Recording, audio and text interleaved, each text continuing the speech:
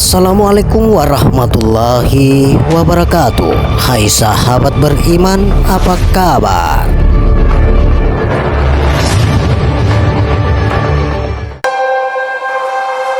Sahabat beriman yang dirahmati oleh Allah Subhanahu wa Ta'ala, kali ini kami akan mengupas maklumat ilmu ruhaniyah, jiwa yang tenang atau kaji mengaji. Bismillahirrahmanirrahim. Allahumma salli ala Muhammad wa ala alihi wa sahbihi wa dzurriyyatihi wa sallim. Alhamdulillahi nasta'inu wa nasta'inu firhu wa na'udzu billahi min syururi anfusina wa min syarriati a'malina. Man yudillullaha fala mudillulahu wa man yudillu fala hadiyalahu. Asyhadu an la ilaha illallah wahdahu la syarikalah wa asyhadu anna Muhammadan abduhu wa rasuluhu la nabiyya ba'da. Jiwa atau diri adalah kehidupan yang ada pada setiap diri. Dalam bahasa Arab disebutkan dengan kata nafas yang artinya jiwa atau diri. Sebagaimana Allah Subhanahu wa Ta'ala berfirman, Bismillahirrahmanirrahim. Ya ayyuhan nafsu mutmainnah irji ila rabbiki radiyatan maradiyah fadkhuli fi ibadi wadkhuli jannah. Wahai jiwa yang tenang, kembalilah kepada Tuhanmu dengan ridho serta diridhoi. Masuklah ke dalam golongan hamba-hambaku dan masuklah ke dalam surgaku. Quran Surah Al-Fajr ayat 27 sampai dengan 30. Jiwa atau diri adalah sesuatu kesatuan antara ruh dan jasad, di mana tatkala ruh dan nasab atau misra kepada sekalian batang tubuh atau jasad, maka bernamalah ia dengan jiwa atau diri. Sebenar-benarnya diri itu adalah ruh. Sebenar-benarnya ruh itu adalah nafas atau jiwa. Sebenar-benarnya nafas atau jiwa itu adalah naik turunnya nafas. Naik turunnya nafas itu adalah sir atau rahasia. Dan adapun yang dikatakan sir atau rahasia itu adalah Nur Muhammad sallallahu alaihi wasallam. Adapun pengertian Islam, Islam itu mengandung 4 huruf, yaitu alif sama dengan Allah, sin sama dengan salamun, lam alif sama dengan syahadat tauhid, mim sama dengan syahadat rasul. Jadi bila dirangkai, Islam itu berbunyi Allahus salamun la ilaha illallah Muhammadur Rasulullah. Allah Subhanahu wa Ta'ala berfirman, sesungguhnya agama yang diridhoi di sisi Allah hanya Islam. Tiada berselisih orang-orang yang telah diberikan Alkitab, kecuali sesudah datang pengetahuan kepada mereka, karena kedengkian yang ada di antara mereka. Barang siapa yang kafir terhadap ayat-ayat Allah, maka sesungguhnya Allah sangat cepat hisabnya. Quran Surah Al-Imran ayat 19. Adapun tauhid pada zat ialah kita mutlak yakin bahwa zat Allah lah yang memerintahkan alam maya ini atau dunia dan isinya, dan tidak menyekutukannya dengan yang lain. Allah Subhanahu wa Ta'ala berfirman, kepunyaan Allah lah segala yang ada di langit dan di bumi, dan kepada Allah lah kembalikan segala urusan. Quran Surat Al-Imran ayat 109. Adapun tauhid pada sifat ialah kita bergantung sepenuhnya pada Allah. Manusia tidak berhak atas segala sesuatu kecuali kita menafidkan diri zahir kita hanya kepada Allah semata. Adapun tauhid pada asma ialah kita memandang bahwa setiap yang ada dan wujud kita adalah membawa nama Allah. Dimanapun kita berada, di situ ada Allah. Adapun tauhid pada af'al ialah kelakuan kita adalah kelakuan Allah Subhanahu wa Ta'ala semata-mata. Artinya kita menafidkan kelakuan diri zahir kita dengan mengisbatkan diri batin kita itu ialah kelakuan zat Allah semata. Suhudul kasra fil wahdah artinya saksikanlah yang banyak itu kepada yang satu. Syuhudul wahda fil kasra artinya saksikan yang satu itu kepada yang banyak. Ada 4 kiblat, yaitu pertama, kiblat ke arah tenggelamnya matahari, maksudnya pada syariat. Kiblat yang kedua adalah kiblat ke i'tiqad hati terhadap dengan Baitullah, masuk kepada tarikat. Yang ketiga adalah kiblat ke i'tiqad hati berhadapan dengan Baitul Ma'mur, masuk kepada hakikat. Dan kiblat keempat adalah kiblat ke i'tiqad hati seakan-akan menghadap muka atau wajah kita kepada Allah Ta'ala, masuk kepada ma'rifat kamalul yakin. Adapun bahwasanya Muhammad itu tiada mempunyai sesuatu, hanya sekedar nama jua, seperti berikut ini. Adapun bahwasanya Muhammad itu tiada mempunyai sesuatu, hanya sekedar nama jua, seperti berikut ini. Adapun yang dikatakan rahasia Muhammad itu sebenarnya tiada lain daripada kesahiran 5 sifat Allah yang dinamakan wujud, qidam, baqa, mukhallawatul lil hawadis, qiyamul ta'ala bin nafsi. Dan inilah penguraian dari kalimat la. Selanjutnya, adapun yang dikatakan nyawa Muhammad itu sebenarnya tiada lain daripada kesahiran 6 sifat Allah, yaitu sama, basar, kalam, samiun, basirun, mutakallimun. Inilah penguraian dari kalimat ilaha.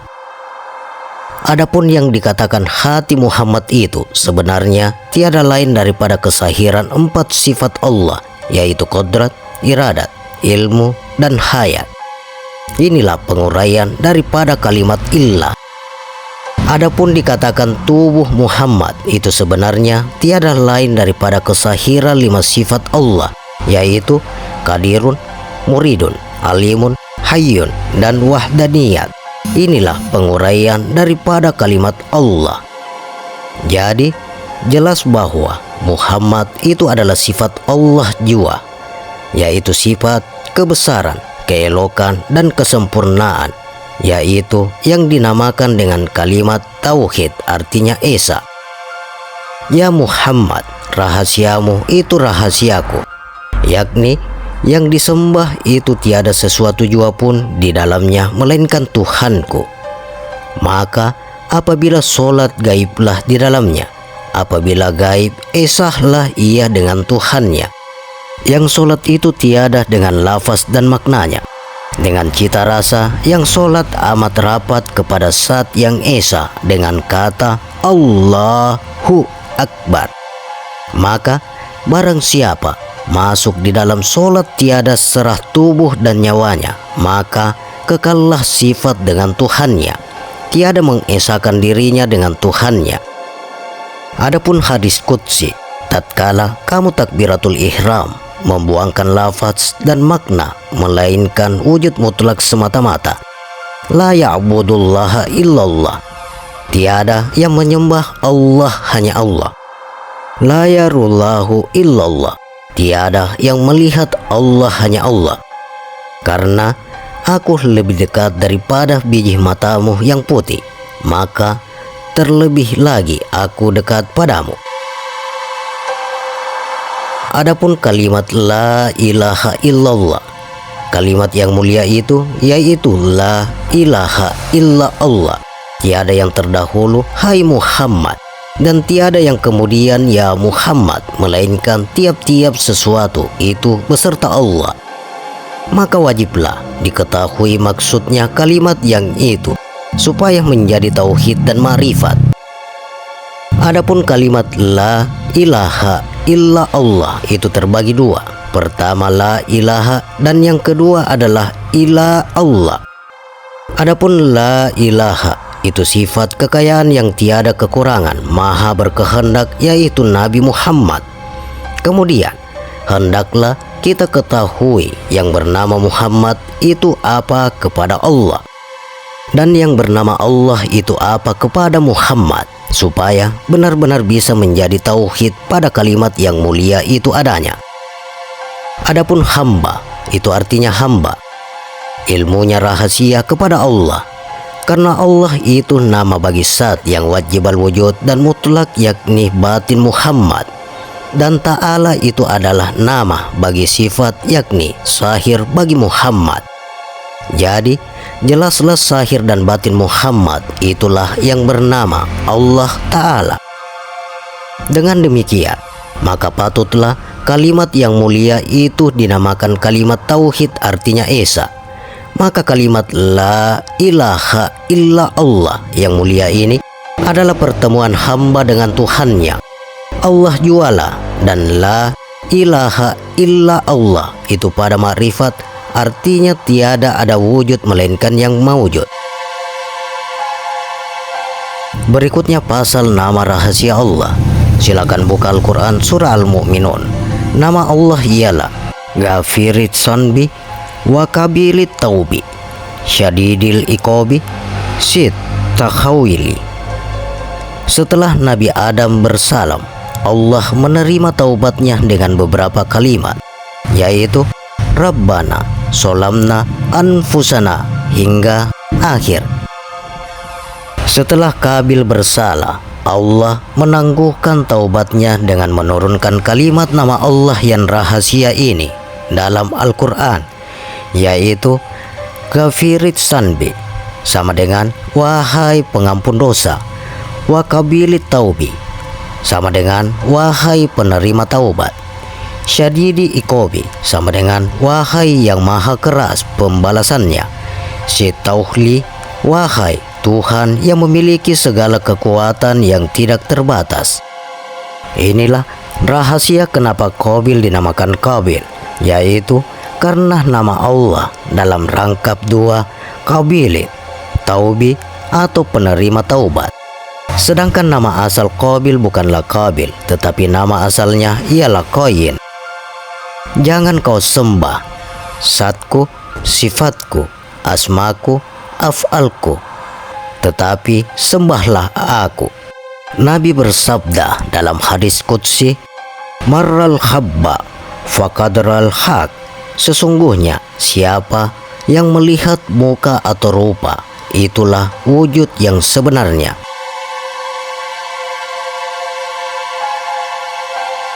Adapun kalam kadib, Bismillahi, pembuka insani, pertajalian diri empunya diri.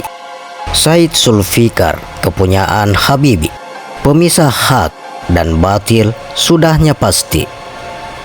Tiful Ma'ani, harapanku, pulang kepada tujuanku, mari buka hati latifamu, biar terhentak si mata satu.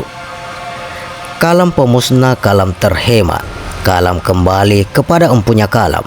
Sang fakir menggigil pena, sudah masanya diakhiri dengan salam Ahmad. Api, air, angin, tanah, asal kejadian jasmani. Wujud, nur, syuhudul ilmu, datangnya ruhani. Atas awan ada kendi, kendi api panas berdiri. Rapatkan saf-saf ukurawi, baru dunia dipijak mati. Ini bukan bait syair kafir celaka, juga bukan kalam dajjal dan ternaknya, tapi kehendak yang datang dari Nur Sir, kalam pencinta, niatnya dari hati jernih, si tuak ilahi yang hina. Nuriyah di dada, syuhudnya terasa. Jangan bertanya, hamba bukan muallim, juga bukan mursyid, cuma tukang mabuk yang gila.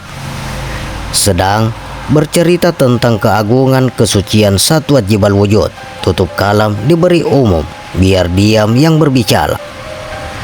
Adapun asal mata, mata nafsu melihat bersama syaitan, jalannya takut, makomnya tipu daya. Mata sohir melihat bersama otak, jalannya kabur, makomnya kecewa. Mata akal melihat bersama ilmu, jalannya tersusun, makomnya persoalan.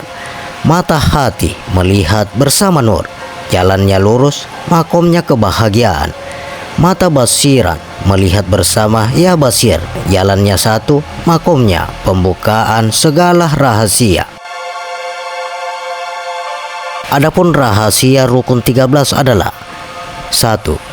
niat sembahyang sebenarnya memelihara taubat kita dari dunia dan akhirat. 2. Berdiri betul sebenarnya ketika mati dapat meluaskan tempat kita dalam kubur. 3. Takbiratul ihram sebagai pelita yang menerangi kita di dalam kubur. 4. Al-Fatihah sebagai pakaian yang indah-indah di dalam kubur. 5. Ruku sebagai tikar kita di dalam kubur. 6. Ittidal akan memberikan minuman air dari telaga Al-Kautsar ketika di dalam kubur. 7. Sujud memanggar kita ketika menyeberangi titian Siratul Mustaqim. 8. Duduk antara dua sujud akan menaungi panji-panji Nabi kita di dalam kubur. 9. Duduk antara dua sujud atau akhir menjadi kendaraan ketika kita di padang mahsyar. 10. Tahiyat akhir sebagai penjawab bagi soalan yang dikemukakan oleh Mungkar dan Nakir di dalam kubur.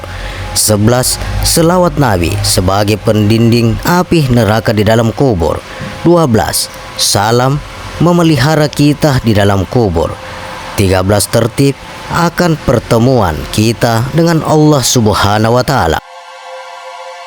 Adapun rukun solat itu datangnya daripada Allah Bapa Ibu. Datangnya daripada Allah 5 perkara, yaitu niat, nyawa, wujud, nafas, dan afal, yaitu di dalam bentuk merasa, mencium, meraba, melihat, mendengar.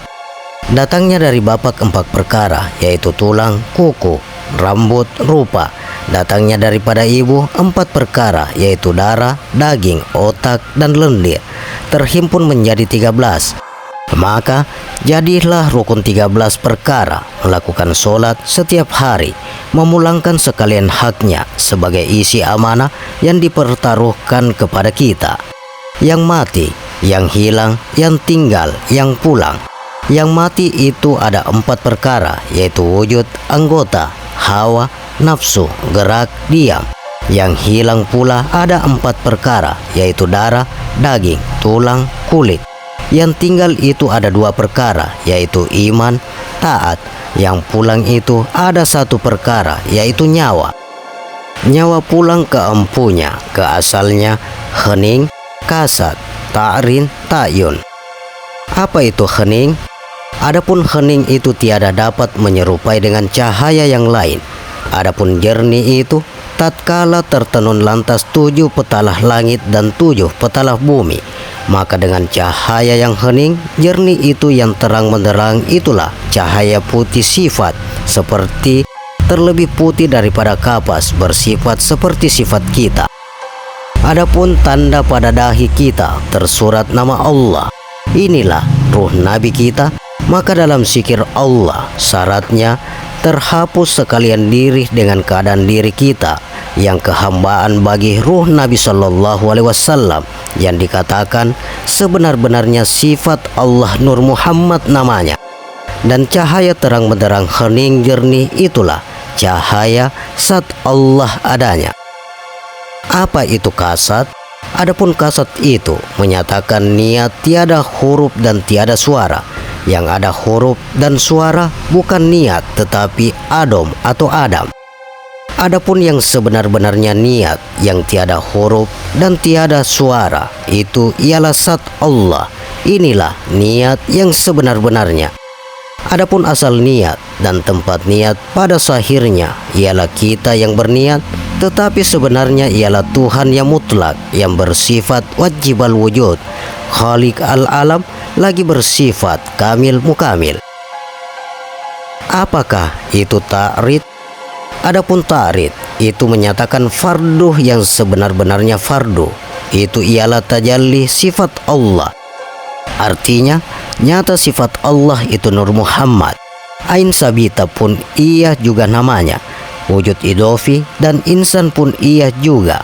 Inilah sebenar-benarnya fardu itu. Asal fardu itu ialah ruh Nabi Muhammad Sallallahu Alaihi Wasallam, tempat tajalli sekalian ruh Adam.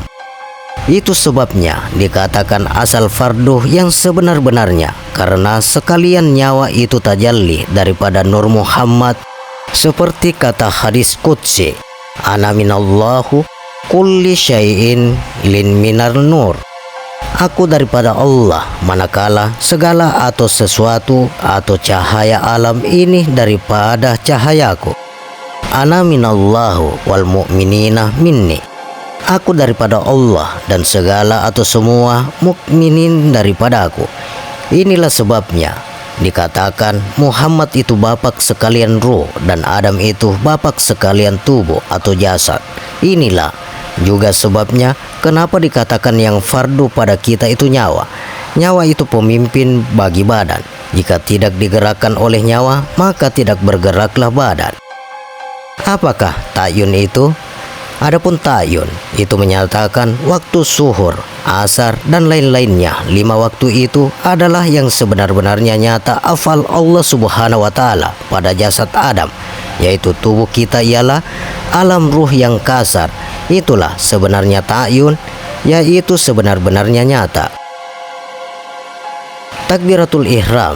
Adapun syarat takbiratul ihram itu hendaklah hati mata hati syahadat kepada zat Allah Subhanahu wa Ta'ala.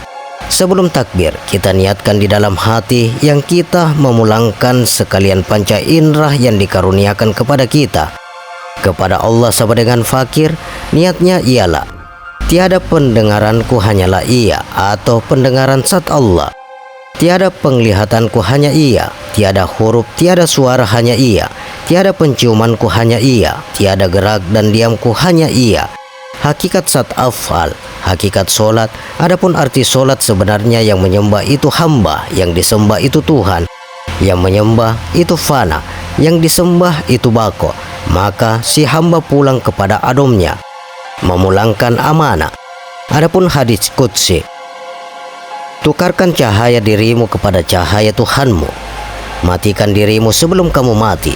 Adapun maksud matikan itu ialah memulangkan amanah Allah yang ditanggungkan kepada kita. Amanah Allah itu ialah wujud kita yang kasar atau jasad, dan yang menanggung amanah itu ialah wujud kita yang batin, yakni nyawa, dan yang mengamanahkan itu ialah zat Allah. Adapun cara memulangkan amanah Allah itu ialah tatkala kita mengatakan Allah, itu tarik nafas kita dari dalam fuad hingga sampai ke alam kudus. Alam itu ubun-ubun kita dan makom kefusain, yaitu di antara dua alis mata.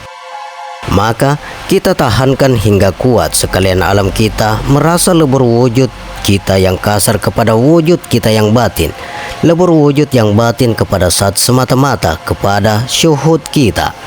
Maka lebur dari karamlah sekalian sifat basariyah dalam laut basirul kadim hingga nyata sifat laut semata-mata, yaitu laut alam Allah. Maka katakanlah Allahu Akbar. Telah fana sekalian kelakuan dan diri kita, maka nyatakan bako keadaan satu Tuhan semata-mata. Inilah dikatakan syuhud sehingga sampai kepada salam.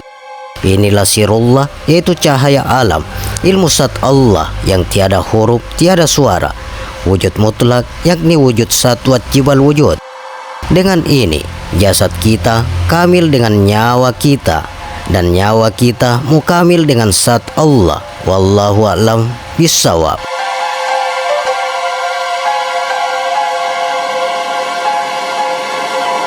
Demikian sahabat sepenggal maklumat ilmu ruhaniyah, jiwa yang tenang atau kaji mengaji. Bagaimana pendapat Anda? Silakan share pendapat menarik Anda pada kolom komentar.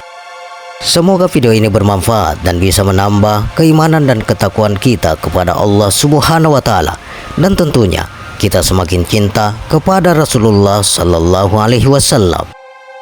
Terima kasih untuk sahabat-sahabatku yang telah menonton video ini. Sampai berjumpa kembali di video berikutnya. Wassalamualaikum warahmatullahi wabarakatuh.